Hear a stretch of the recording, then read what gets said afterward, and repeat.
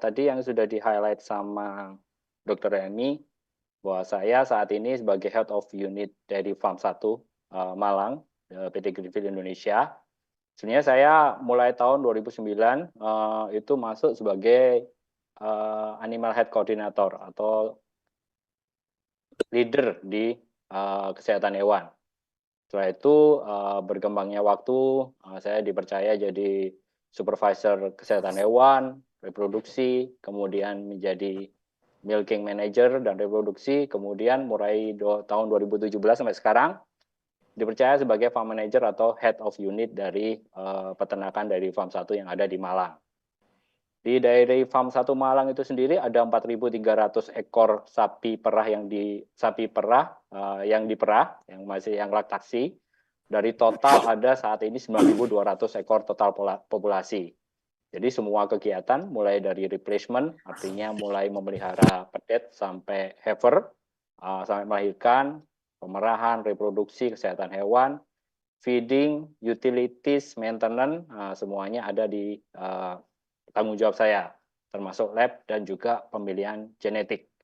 Nah, untuk pemilihan genetik ini memang saya bertanggung jawab untuk kedua farm, karena farm kedua itu dipimpin oleh Pak Baktiar.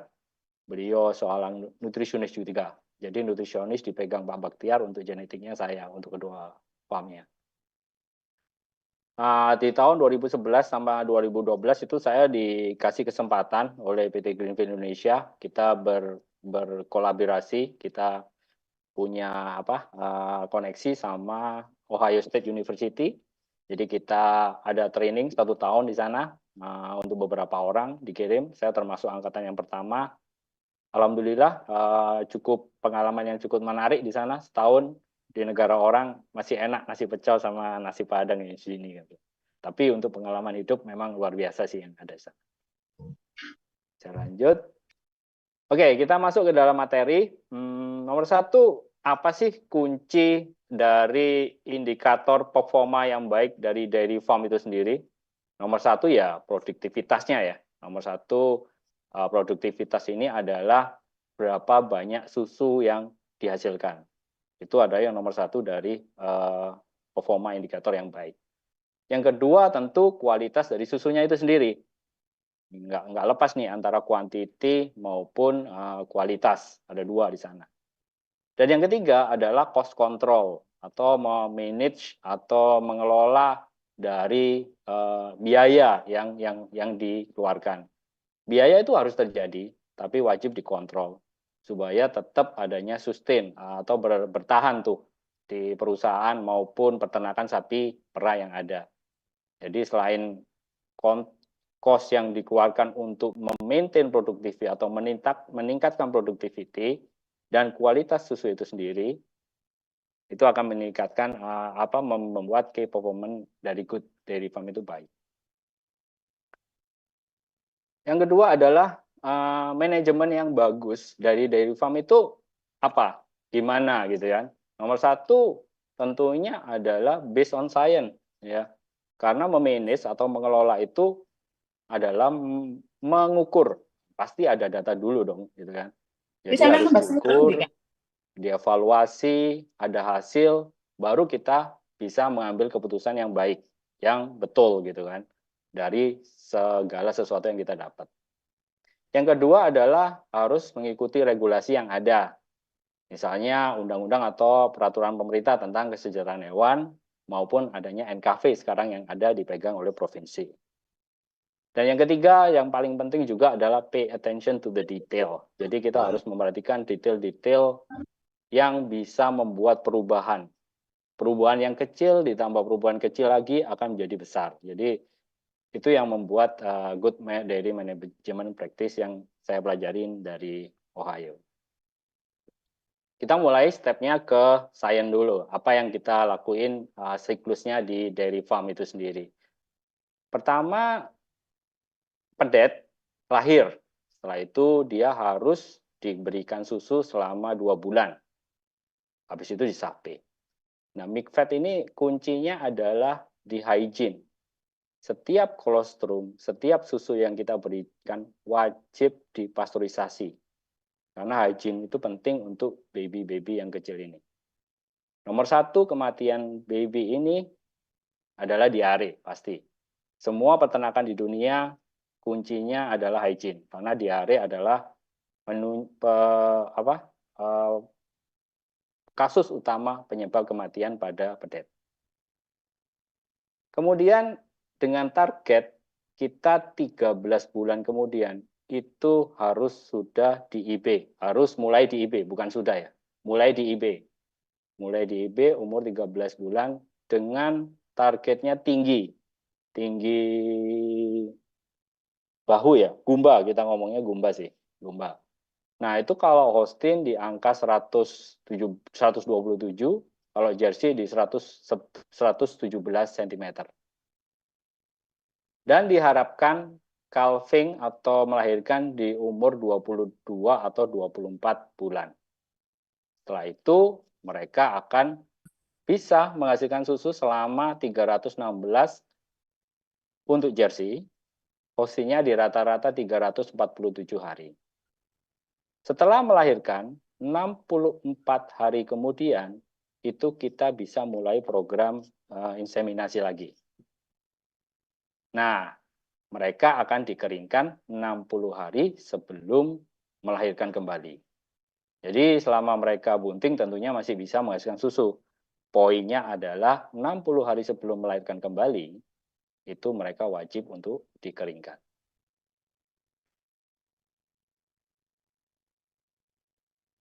Ini sains yang kedua. Ini grafik untuk semua sapi yang baru melahirkan. Yang paling penting adalah produksi itu akan terjadi puncaknya itu 2 bulan setelah melahirkan di sini. Tapi makan setelah calving itu pasti diameter intake-nya akan turun karena mereka memang secara normalnya nggak mau makan karena ya masih sakit kan gitu kan. Tapi secara lonjakan tinggi tuh produksinya. Apa yang perlu kita jaga dari sana? Apa yang perlu kita monitor dari itu semua? Tentunya adalah body condition score. Nah, ini yang perlu kita jaga. Gitu. Kalau dia body condition score-nya BCS-nya itu misalnya di angka di bawah 3, tentunya dia tidak akan bisa menunjang produksi yang cukup tinggi ini. Efeknya ya NEB ya, negative energy balance, banyak masalah yang ada di sana. Terlambat untuk dia bunting kembali dan lain-lain. Nah, potensi untuk untung, cost control-nya adalah di sini. Di sini ini kita akan menghasilkan margin yang cukup besar, di mana makannya sedikit tapi produksinya tinggi. Dan bahayanya nih, nah di semua sapi itu akan terjadi di suatu masa ketika dia itu dry matter-nya, intiknya makannya banyak, produksinya itu turun. Nah, di sini adalah kuncinya seberapa cepat kita itu bisa membuat sapi itu bunting kembali. Nah, kuncinya adalah di dry period ini. Jangan sampai kita lepas dari dry period. Kalau kita terlalu besar BCS-nya, sapi-sapi itu, mereka akan kesulitan melahirkan. Nantinya waktu melahirkan banyak terjadi kasusnya metritis ya, atau retensi sekunder plasenta ya, RFM kita nyebutnya, ataupun nanti ketosis di awal-awal.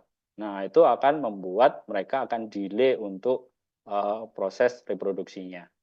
Jadi golden period itu bukan di depan, tapi di dry-nya ini. Nggak boleh lebih lama, terlalu panjang dry period-nya, lebih dari 70 hari. Nggak boleh less dari 40 hari. Jadi poinnya memang harus di angka sekitaran 55 sampai 65 hari. Jadi cost control pentingnya juga kita dapat di produksi dry period. Kita harus tahu juga untuk laktasi 1 itu produksinya nggak seberapa tinggi daripada laktasi 2 dan ketiga.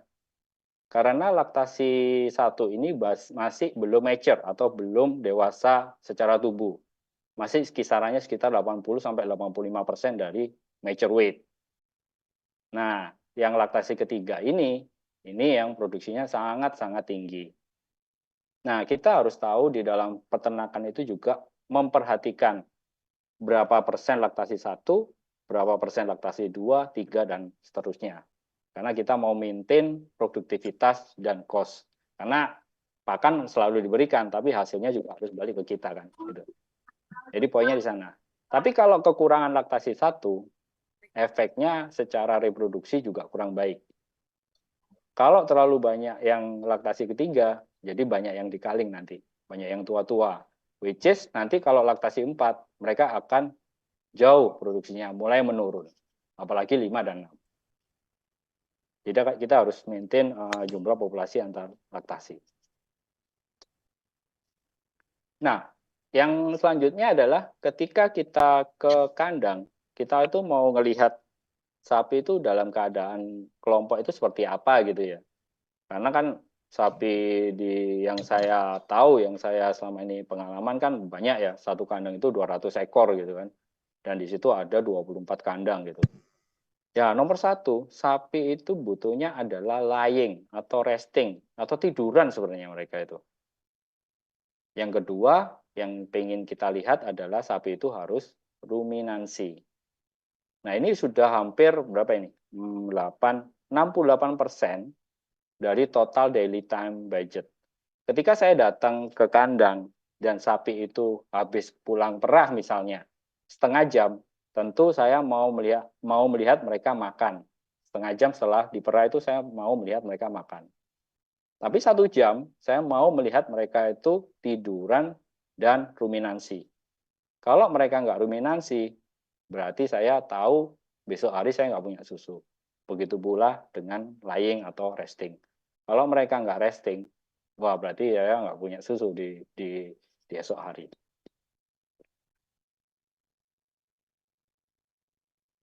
Oke. Udah, Bang.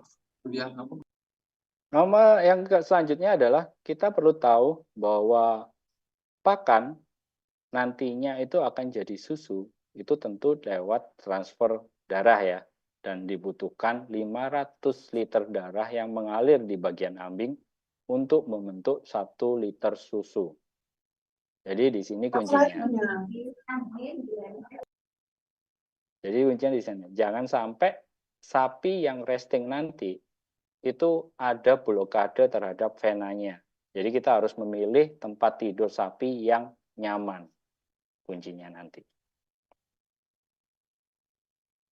Yang selanjutnya yang saya highlight di sini adalah ini adalah 2 kali pemerahan dalam 1 hari, yang ini 3 kali pemerahan dalam 1 hari. Kita ngomongin namanya milking frequency.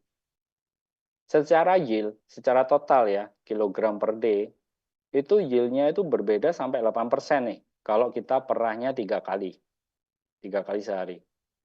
Jadi lebih banyak yang dihasilkan. Meskipun memang dalam 2 kali sehari secara persentase per milking, itu memang lebih kecil tuh, memang proteinnya. Tapi karena di milking 3 kali, totalnya, yieldnya itu lebih banyak untuk protein kalau fatnya sama. Jadi kalau kita perah 3 kali, tentu kita lebih untung. Nah, ini saya masuk ke dairy farm. Ini dairy farm 1, lokasinya itu di Dusun Maduarjo. Total luas tanah ada 50 hektar. Kalau di farm 2 ini total tanahnya ada 170 hektar. Nah, kalau adik-adik, Bapak Ibu sekalian lihat lokasi ini, kita milih lokasi minimal itu di 1000 meter permukaan air laut untuk mendapatkan suhu yang cukup dingin, yang nomor 1. Yang kedua adalah jauh dari masyarakat ya, tempat tinggal masyarakat. Nah, terutama kalau yang di farm 2 ini masih di daerah kebun teh nih, di daerah Sirakencong, daerah Wulingi.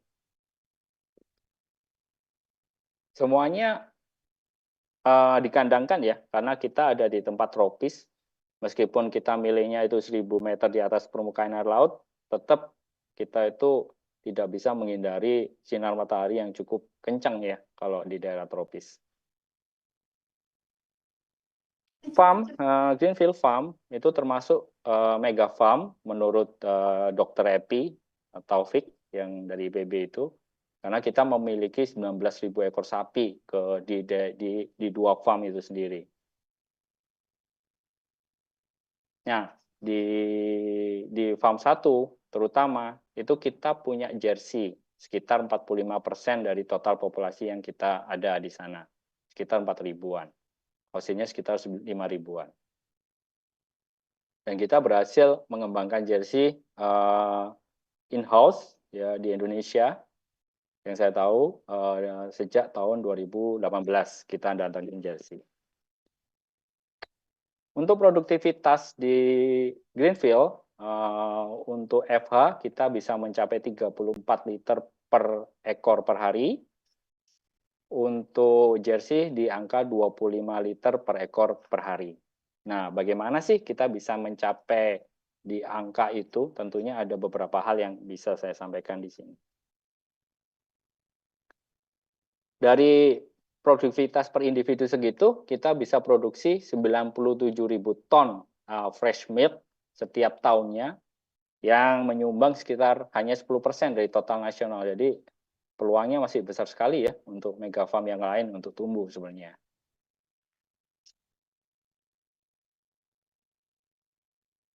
Rotary Farm ada di Farm 2, semuanya tetap pakai kipas, nantinya kita bisa lihat.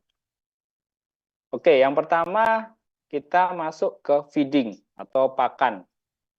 Nomor 1 adalah wajib selalu tersedia pakannya itu dengan pakan sisa di sekitaran 2-5%. Kalau pakan sisa itu nanti besok paginya ditimbang, kurang dari 2%, itu artinya ada sapi-sapi yang kurang makan. Tapi kalau lebih dari 5%, berarti kita kelebihan ngasih pakan dan kita biayanya lebih besar daripada yang kita harapin. Yang kedua adalah kita pakai total mix ration. Kita bisa lihat ini pakannya. Jadi semua hijauan, ada tepung jagung, ada rumput odot, ada haylage kayak alfalfa, kayak wheaten grass. Itu dicampur jadi satu sama grain kayak soybean meal, DDG. Kalau orang peternak bilangnya apa ya? Bekatul ya mungkin ya. Itu jadiin satu dengan komposisi dry matter-nya itu 50%. Jadi diharapin nanti forage-nya itu tertempel semua yang ada dari grain maupun premix yang kita kasih. Ketika sapi itu makan, dia akan dapat semuanya. Yang ketiga, QC itu wajib mengontrol bahan baku yang masuk, waktu diberikan, homogenitas, dan yang ketiga pakan sisanya itu apa yang terkandung di pakan sisa. Jangan-jangan lebih banyak bahan baku A misalnya. Berarti yang kita kasih ke sapinya kekurangan tuh bahan baku A-nya. Gitu. Jadi QC juga perlu untuk menteracak dari bahan baku yang masuk sampai bahan baku itu dimakan sapi. Yang keempat, feed bank atau tempat pakan kita itu kita kondisikan seperti sapi normalnya ya, grazing mereka. Karena kita tahu pada salivanya sapi itu ada buffer yang membantu pencernaan nanti di dalam rumen supaya tidak terlalu asid. Meskipun fermentasi sendiri itu pasti asid ya, tapi kalau terlalu asid juga berbahaya untuk sapinya sendiri. Yang terakhir adalah waktu pemberian pakan juga penting. Kapan dan berapa kali dalam satu hari. Itu juga disesuaikan. Karena habis milking, yang kita tahu sapi itu sphincternya untuk puting itu masih terbuka. Tentu kita nggak bisa nyuruh sapinya, woi kamu jangan tidur dulu ya, karena sphincternya masih terbuka kan gitu kan. Yang kita pasti bisa berikan adalah kasih pakan yang fresh setelah diperah. Pasti sapinya akan berdiri dalam kurun waktu minimal 15 menit. Dan itu cukup untuk sphincternya menutup kembali. Nah, evaluasi dari feeding itu sendiri, apa aja? Nomor 1 tentu dry matter intake. Karena kita kasihnya itu berdasarkan volume sesuai dengan jumlah sapi dan intake satu harinya. Sebagai contoh, ada 100 ekor sapi, kita tahu intake-nya 25 kilo per ekor sapi, jadi satu harinya kita harus beri berapa? 250, 2,5 ton seharinya basah. Nah, itu nanti kita timbang, kita tahu pakan sisanya dan dry matter intake-nya. Yang kedua adalah rumen. Yuk, coba ya kita cek.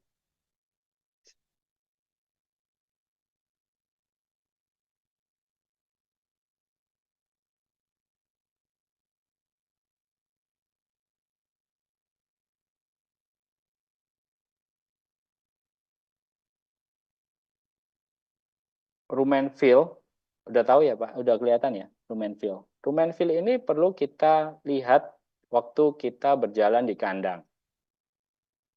Seperti rumen fill 1, 2, 3, atau 4, dan 5. Ini mengindikasikan paling enggak 1 atau 2 hari, 3 hari mereka nggak makan. Jadi posisi mana sih kita itu harus ngelihatnya ketika sapi itu kekurangan makan atau terlalu banyak makan dan lain-lain. Nah, seperti contoh kalau sapi fresh, terlalu kosong seperti ini, pasti kita nggak mau inginkan. Kita maunya di skor 3 atau 2 untuk sapi fresh. Tapi untuk sapi dry, kita harus melihat penuh seperti ini. Karena mereka lebih banyak forage di sananya.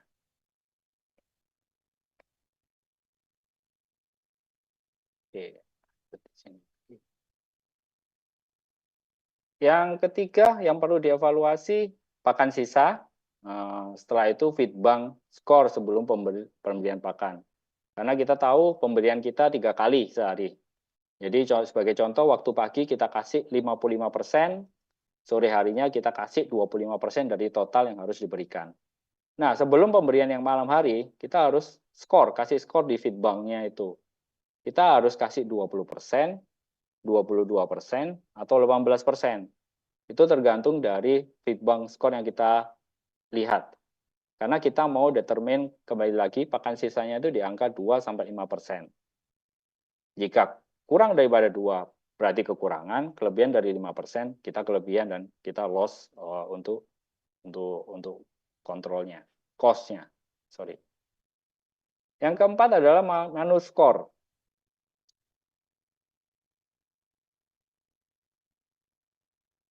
Karena pemberian pakan harus melihat manuscore juga gitu loh.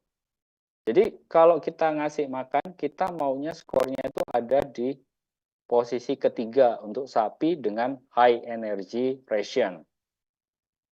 Untuk sapi dry, kita maunya di angka 4. Nah, di antara semua lebih atau kurang skornya daripada itu yang jadi masalah.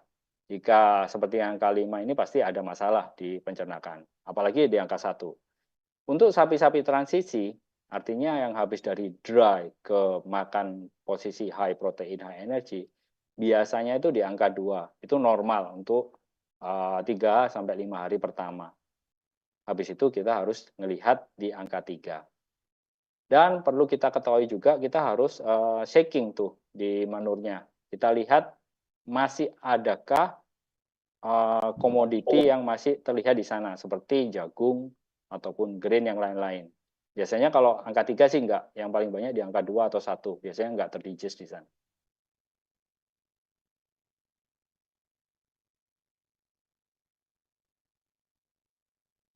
Kemudian BCS, kalau BCS ini semuanya pada tahu ya mestinya kalau BCS, dan itu penting karena kita tahu condition 1, 2, 3, 4, atau 5.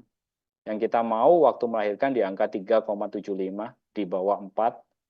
Tetapi kalau dia awal-awal laktasi terutama 60 hari setelah melahirkan tentu di angka 2,5 atau 2,75 is normal. Tetapi kalau 5 ataupun 1 itu yang kita nggak mau. Nah, untuk BCS ini kita harus kontrol meskipun kondisinya dari angka 3 ke 2 itu dalam bentuk bulan, minimal 4 minggu. 4 minggu, 5 minggu, 6 minggu baru bisa ke angka 2. Kalau rumen fill kita ngomongnya bisa sampai hari aja. Jadi untuk di manajemen mana yang kita lihat dari sisi priority ya. Habis kita ngasih makan, kita moving, kita lihatnya rumen fill, Kalau secara per bulan akan kita monitor body condition scoring.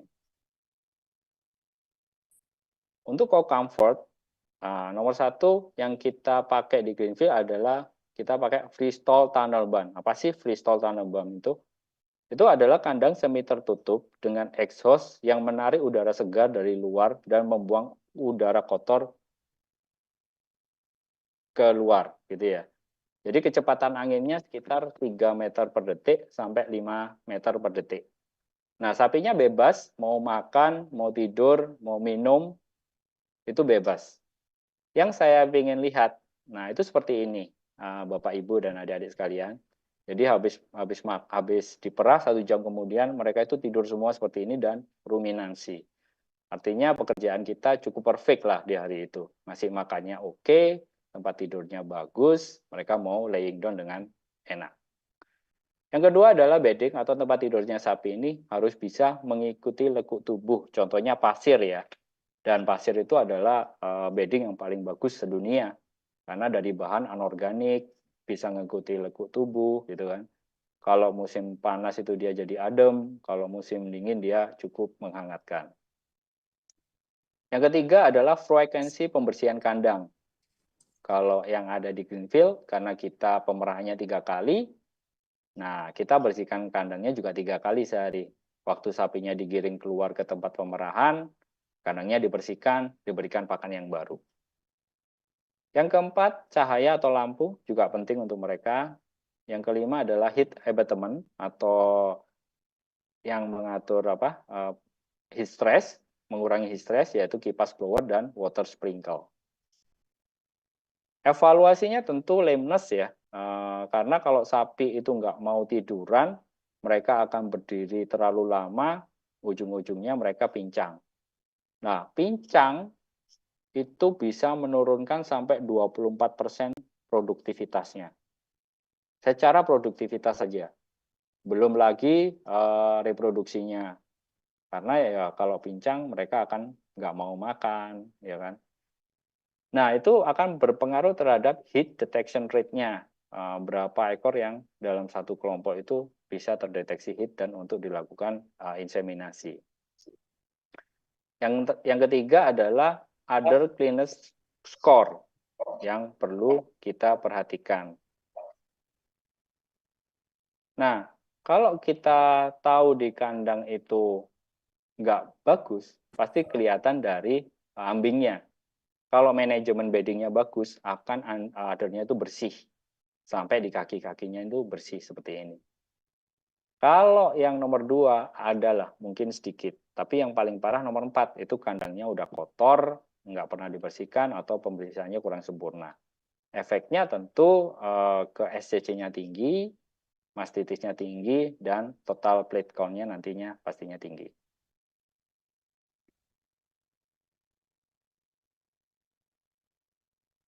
Yang ketiga, milking. Nomor 1 adalah tentang grouping. Karena di Greenfield itu ada 500 ekor yang lahir tiap bulannya. Jadi setiap bulan ada 500 ekor calving atau melahirkan, di bulan selanjutnya 500, 400, 500. Kenapa grouping penting? Karena kalau kita lihat grafik tadi, setelah melahirkan, 2 bulan lagi puncak, kemudian turun. Kita nggak bisa gabungin sapi-sapi yang baru melahirkan dengan sapi yang sudah 2 bulan melahirkan. Nanti dari 32 ekor ini, ada 5 yang baru melahirkan, which is mereka produksinya masih belum terlalu tinggi, harus menunggu pemerahan yang cukup lama untuk yang produksinya tinggi.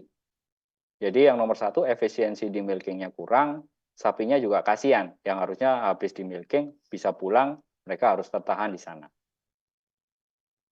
Yang kedua adalah waktu dan intervalnya. Kita merah 2 kali sehari, 3 kali sehari itu harus sesuai. Harus pas 8 jam. Kalau 3 kali sehari, harus 12 jam waktu kita milih untuk 2 kali sehari. Waktu saya berkunjung ke Cina, mereka memerah itu 4 kali sehari, mereka straight di 6 jam per hari, 6 jam pemerahan intervalnya. Yang ketiga, SOP pemerahan. Nah, nanti kita bisa lihat kenapa harus ada SOP pemerahannya. Nomor 4 adalah setup alat pemerahan harus sempurna di vakum dan pulsasi. Kita harus perlu monitor per bulannya, tingkatan vakumnya, pulsasinya harus tetap sama. Dan kalau kelihatan di sapinya, kalau alat pemerahan itu nggak sempurna, sapinya itu dancing ya, gerak-gerak, joget gitu. Karena mereka nggak nyaman. Secara vakumnya mungkin terlalu berlebihan maupun rendah, gampang lepas, ataupun pulsasinya nggak pas. Itu pasti sapinya akan gerak-gerak. Selalu bergerak maksudnya. Yang kelima, itu harus segera didinginkan atau di-chill.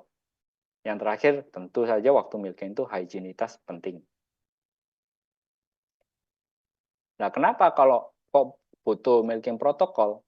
Nomor satu adalah proses pemerahan itu sendiri, itu sebenarnya dilakukan oleh si sapi itu sendiri sih sebenarnya. Tapi dengan stimulasi. Dengan adanya stimulasi, itu dibutuhkan 90 sampai 120 detik untuk oksitosin itu maksimal menggerakkan myoepitel yang ada di alveoli untuk merilis si susu itu sendiri. Jadi alat perah itu sendiri hanya fungsinya memindahkan susu yang sudah dikeluarkan oleh alveoli itu ke dalam pipa yang kita punya. Nah, sebelum itu tentu kita punya tuh 90 sampai 120 detik itu dibuat apa aja. Nomor satu, kita kasih predip atau kita kasih antiseptik dulu putingnya. Habis itu kita stripping. Nah, ini kita mulai stimulasi untuk putingnya itu sendiri. Menstimulasi untuk mengeluarkan hormon oksitosin. Sebelum kita memasang alat, kita perlu drying atau pengeringan dari puting itu sendiri karena kita udah kasih antiseptik tadi. Ada yang bisa pakai iodine bisa atau lactic acid bisa sesuai dengan fungsi dan preference masing-masing dari peternak.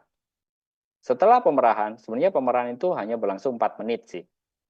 2 menit puncaknya, 4 menit pasti selesai. Setelah itu kita kasih post dipping untuk mencegah mastitis ya, bakteri masuk ke dalam buntingnya. Untuk evaluasi nomor 1 di milking mastitis rate atau berapa persentase mastitis yang terjadi.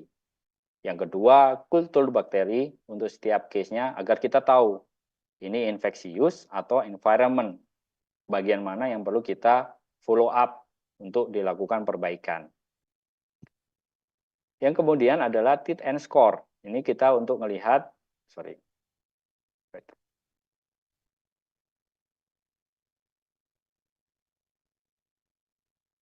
Nah, ini teeth and score 1 itu adalah teeth yang paling bagus. Yang 4 paling jelek. Nah, kalau 4 ini terlalu tinggi vakum dan pulsasinya, sehingga memaksa untuk susu itu keluar lebih banyak, akibatnya muskulus yang ada di ringnya ini akan jadi rusak. Jadi timbul masalah SCC-nya tinggi, mastitis rate-nya akan tinggi untuk sapi ini. Jadi kita perlu monitor hal ini paling enggak minimal 1 bulan untuk pemeriksaan teeth and score.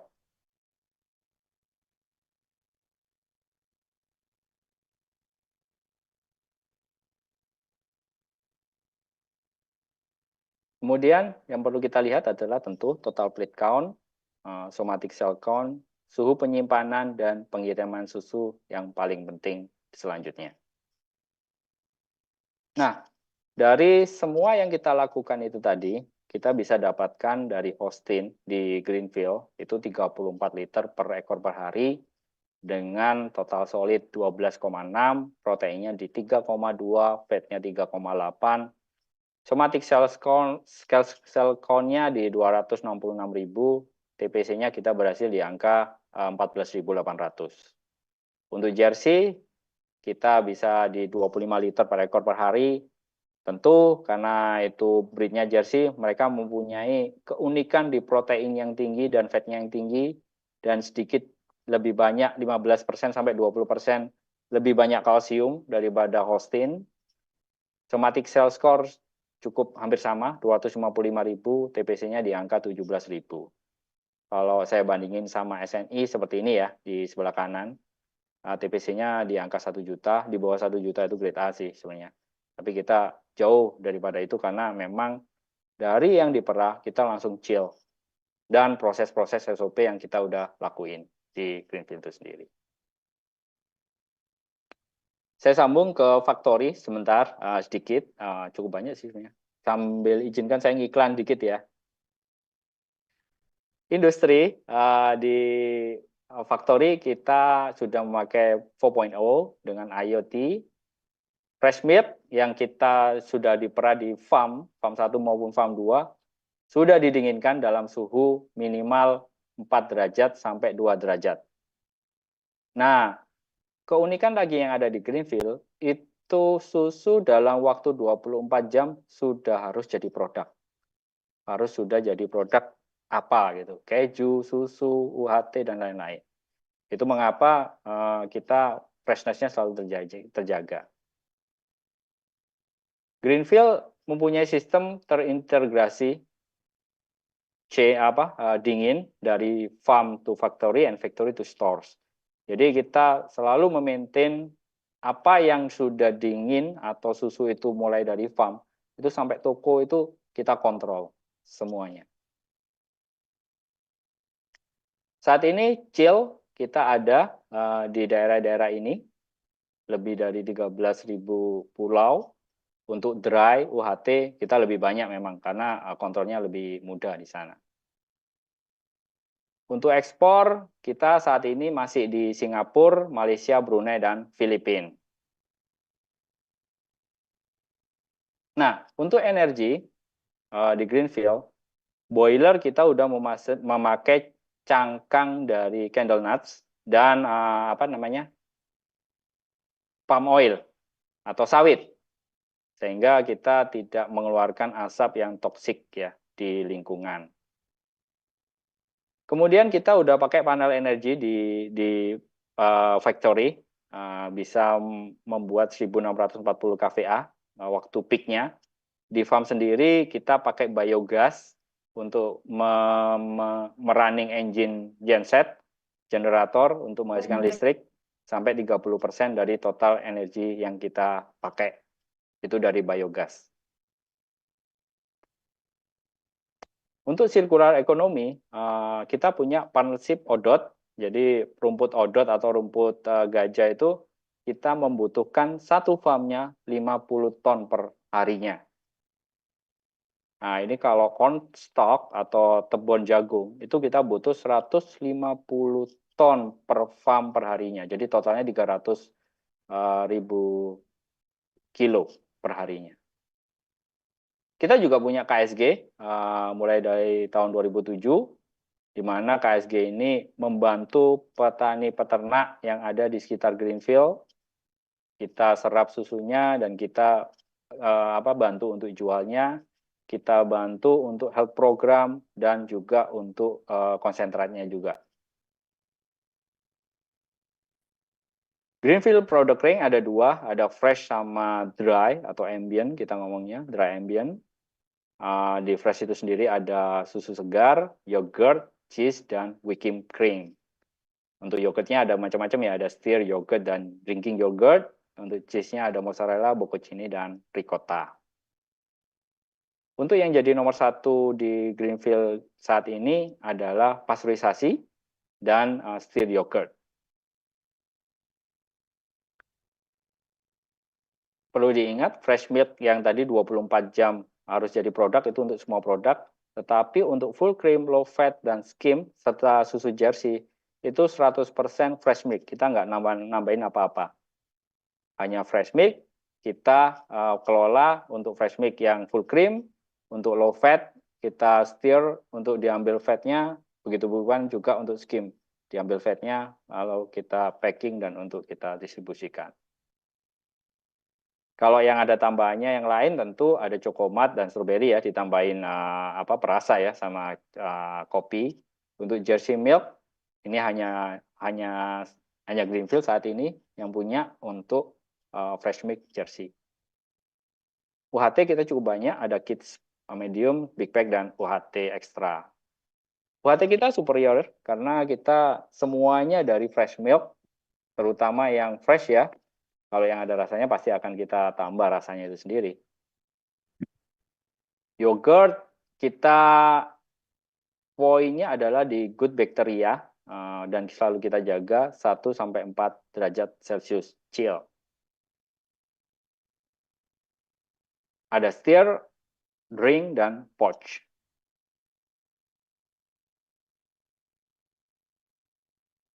Untuk cheese, di Greenfield kita nggak punya cheese yang nggak chill ya, nggak fresh. Karena kita semuanya terbuat dari susu segar. Itu mengapa kita hanya punya bocconcini, mozzarella, dan ricotta. Kita nggak punya keju cheddar. Itu. Karena keju cheddar itu sebenarnya lebih banyak bahan yang lain ya daripada susunya itu sendiri. Nah, ini food partner kita, ada Kopken, ada Tomorrow, dan lain-lain. Beberapa hotel juga dari kita supply-nya.